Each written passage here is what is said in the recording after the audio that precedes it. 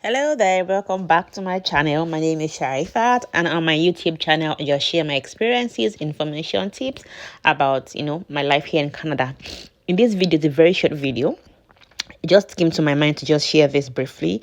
So particularly in Nova Scotia where I live, and even some other provinces, there are long wait time at the emergency room. So as parents or as individuals, really should have first aid kits in the house. First off is like drugs, like off the shelf drugs like Tylenol, Advil, like our own paracetamol back home, just for minor pain before you go to the hospital. Like maybe your baby is running the temperature, you can use Advil or Tylenol for them before you get to the hospital. And up next is first aid kit. In our first aid kit, you should have like essentials. For example, you could have cotton wool, bandages, scissors, thermometer as well. For example, if your baby is running temperature, your child is running temperature, sometimes you might feel it and say, oh, it's not so hot.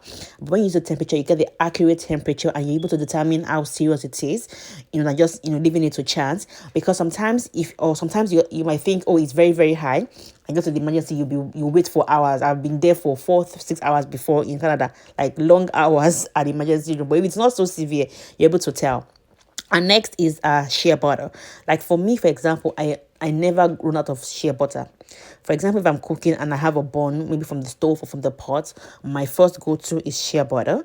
My baby or my kids is having any rash on their body, I go to this before I now go to the doctor, with a dermatologist, and that's before they now prescribe something. But at least at that instance, I have this like my first aid things that I go to before I then seek like help medically.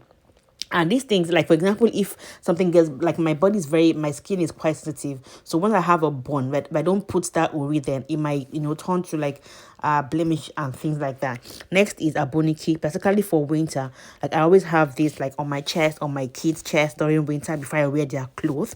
This helps me a lot. I mean, you still feel cold, but this aboniki or rope or any mentholatum of any kind does do some good.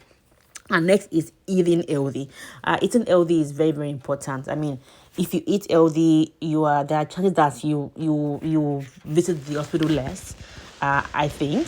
And when I say eat healthy, it doesn't mean like just vegetables or fruit. I'm just using this as like an illustration. So you can eat other things that also make you healthy. So I'm just using this. So fruit, vegetables, carbohydrates, proteins, just a balanced diet, I think that when you do this, especially for kids that are growing, it helps, reduce maybe visits to the hospital, in my opinion. Right. And up next is first aid and CPR training. I highly recommend this training for anybody, for every adult and even young kids. Particular, certain age, you're able to do it for your kids as well. You don't know what life you'll be saving with this skill. I highly recommend it. The organizations that do this program is about a day or two, the basic course. You can enroll yourself, and do this program. And that's about it. And the last one I'll talk about is doing regular checkups. Go to your family doctor, book an appointment.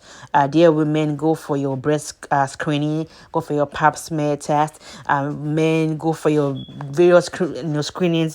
And let's keep healthy. Let's do our best. I mean, I know that we are all going to die someday, but let's do our best. To stay healthy while we are alive. And I pray that God keeps us healthy and safe.